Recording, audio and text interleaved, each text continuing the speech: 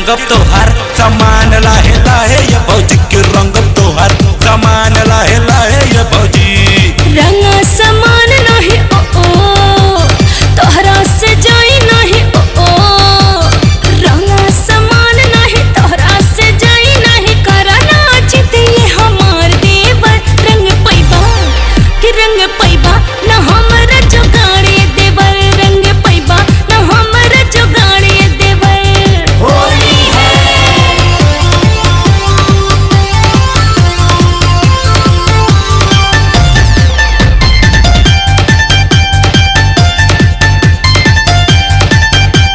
होली में खाइब ना रह पाई तोरा मन में रंग लगाई तोरा से तोहर कहे देवरवा लंगा तोहर लाले लाल हो जाई। डाला ना रंगमा धई के अंगमा जाला भीतर देवर पूरा हो रंगमा ऐसे न करा तू न धरा ना डाला रंगमा हमरा हो अंगमा। होली में खाइब ना रह पाइब तोरा सामान में रंग लगाइब तोरा से तोहर कहे देवरवा लंगा तोहर लाले लाल हो जाई। डाला ना रंगवा धई के अंगमा जाला भीतर देवर पूरा हो रंगवा ऐसे न करा तू न धरा न डाला रंगवा हमरा हो अंगवा रंग जाने डाला हमरा में जबरी रंग पैबा ना हमरा जुगाड़े देवर रंग पैबा ना हमरा जुगाड़े देवर। होली है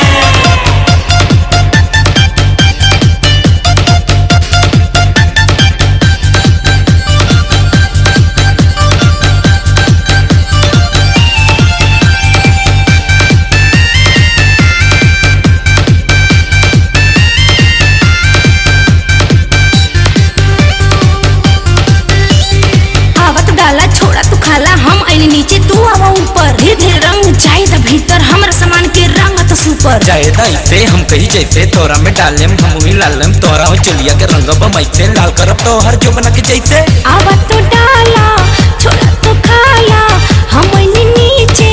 तू आवा ऊपर धीरे धीरे रंग जाए द भीतर हमरा सामान के रंग तो सुपर जायदा इसे हम कही जैसे तोरा में डालेम हम ही लालेम तोरा हो चलिया के रंगब मैसे लाल करब तो हर जो बना के जैसे। रंजित विनोद के उठावल हंगा की रंगब तोहर सामान लाहे लाहे ये भौजी के रंगब तोहर सामान लाहे लाहे ये भौजी। होली में ही लाइब भौजी ओ ओ रंगा समान नहीं ओ ओ होली में ही लाइब भौजी तोहरा से जाई नहीं करना चित ये हमार देवर कि रंगब तोहर सामान लाहे लाहे